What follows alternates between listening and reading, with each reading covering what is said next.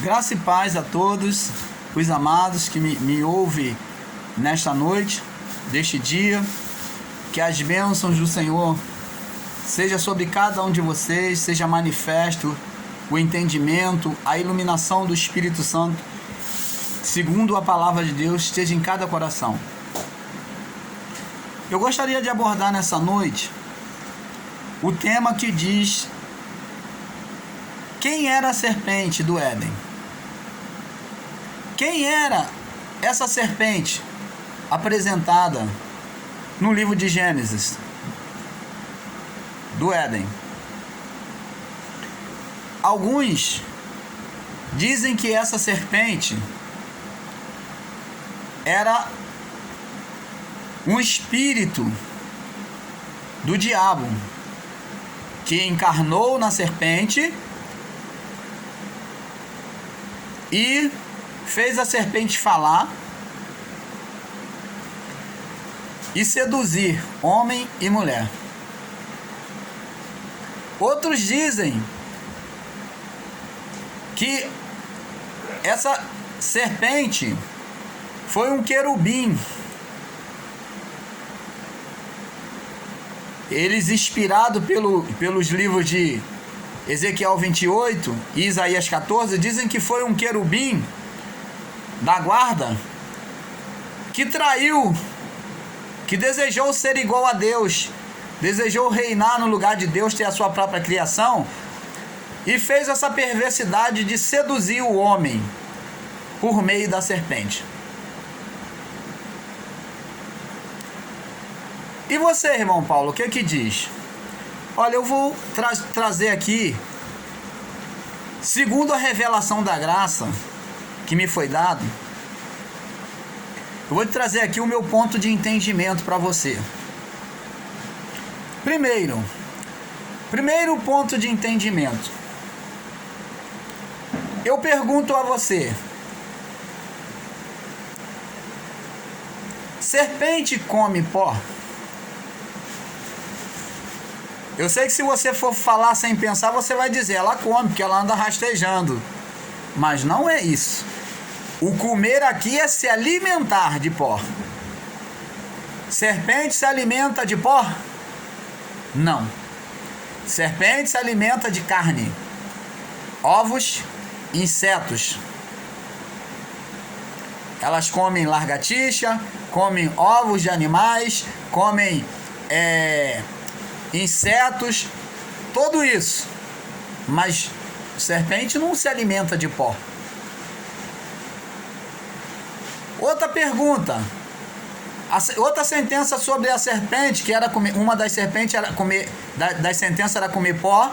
E a segunda sentença para a serpente foi que ela iria morder o calcanhar, que ela ia morder o calcanhar da mulher, e que a mulher iria esmagar a cabeça da serpente, que os descendentes da mulher iria morder o calcanhar, descendente da serpente iria morder o calcanhar, e a mulher iria esmagar a cabeça da serpente.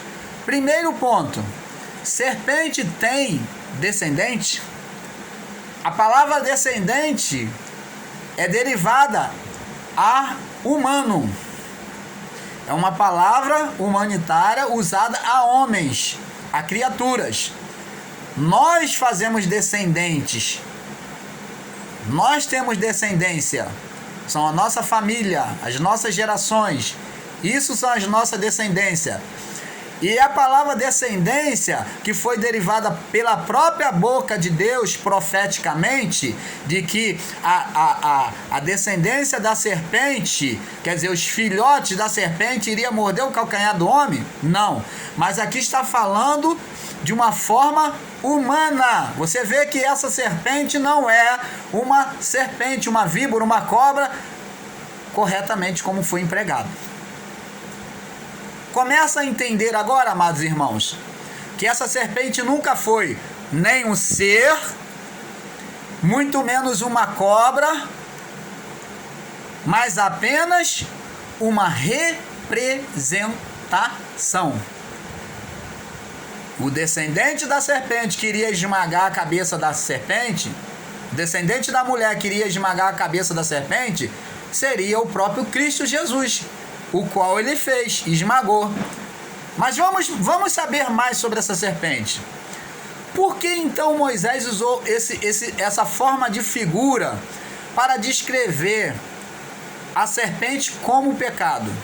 Porque Moisés, ele viveu no meio egípcio, ele era uma das autoridades egípcias, ele era o segundo de Faraó. Depois de Faraó, Moisés, ele era o cabeça, ele governava com Faraó, aquele reino egípcio. E os egípcios já tinham o costume, já traziam como símbolo de poder, de dominação, de autoridade, eles traziam como símbolo de poder a serpente. A serpente já é um símbolo usado antes mesmo, já na época da Mesopotâmia, que era um símbolo usado muito antes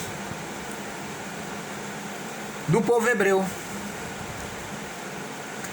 Esse símbolo foi o símbolo que Moisés quis descrever, usou, porque ele tinha na sua cabecinha, ele quis descrever sobre a criação, então ele usou esse símbolo sobre qual ele vivia, que Faraó tinha ali na sua mão, no seu cajado, símbolo de serpente, sobre a sua cabeça, sobre o seu chapéu, né? O símbolo de serpente, os seus sapatos. Você lembra que quando Moisés chegou diante de Deus, Deus mandou Moisés tirar os seus calçados, porque nos seus calçados tinha símbolo de idolatria, que era o símbolo de poder, tinha símbolo de serpente também.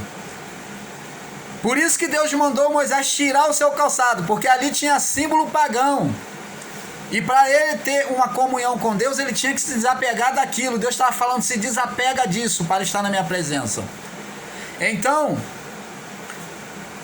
Moisés descreveu os símbolos que Faraó carregava, porque ele sabia que aquele povo daquela época poderia entender aquilo que ele estava falando. Então ele descreveu a serpente como símbolo do pecado. Você quer outro exemplo, amados irmãos? Eu provo para você que serpente nunca foi diabo. Ainda continuo provando pela iluminação da graça que Deus nos concede. Moisés, quando se aproxima de Deus, ele já carregava na sua mão um bastão, uma vara. E Deus falou: que é isso, Moisés, que tu tem na tua mão? A vara que conduzia as ovelhas, ao pastoreio. A vara era um modo de apoio, era uma forma de representar autoridade já naquela época. O cajado, muitos usavam o cajado. Era uma forma de que se usava para afugentar o mal. Então era costume se usar o cajado, principalmente os mais antigos. E Deus falou: o que é isso que tem na tua mão? Moisés falou: uma vara. Ele falou: lança na terra. Quando Moisés lançou na terra, a vara se transformou em uma cobra, em uma serpente. E a palavra diz que Moisés fugia dela. E Deus falou: Moisés, pega ela pela cauda. E Moisés pegando, ela se transformou em um cajado de novo, uma vara de novo. O lançar na terra, amados irmãos, significa desprezo pela palavra de Deus.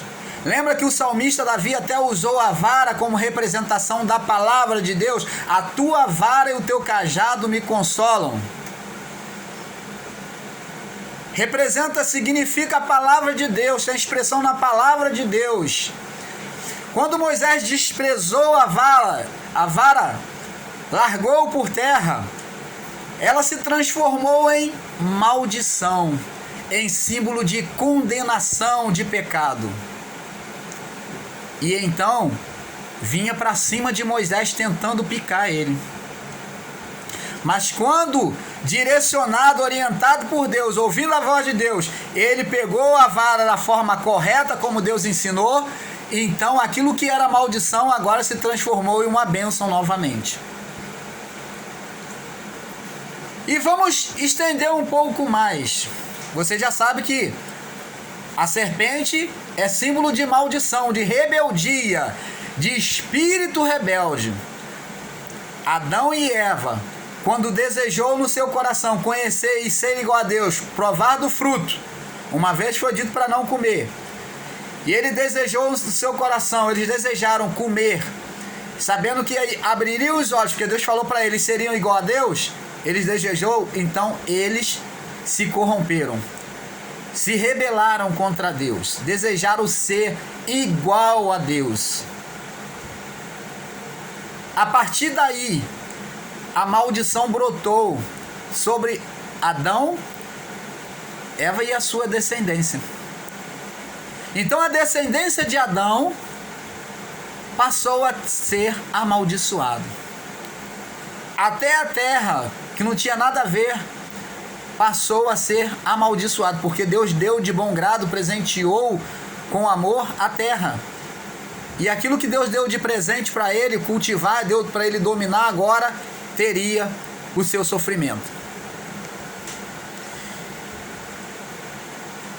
Então, a serpente é símbolo de rebelião contra Deus.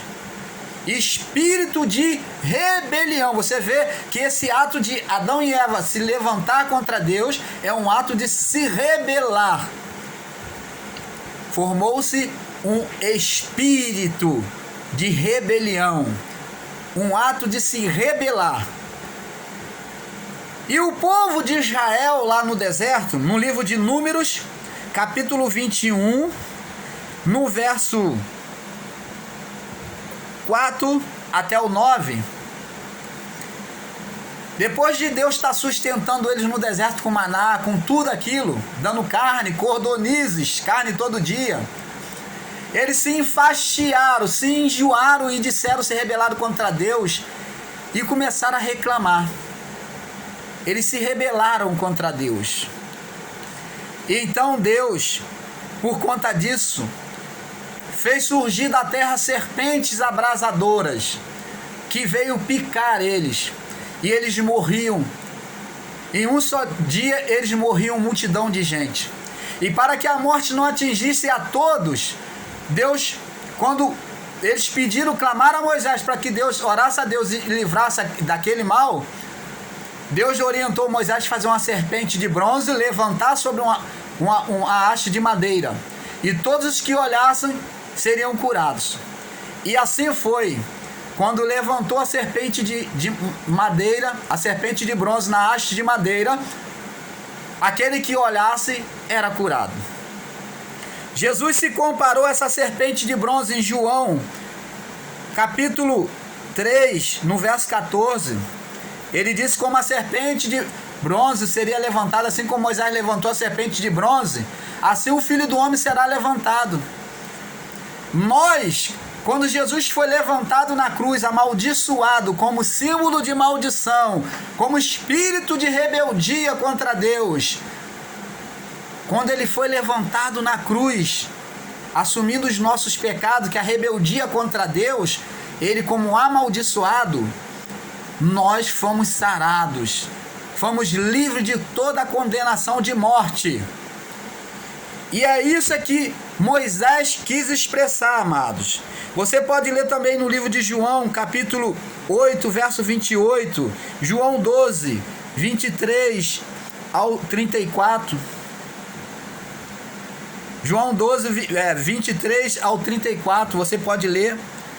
Então, Jesus é o remédio para os pecados, em Marcos 2,17.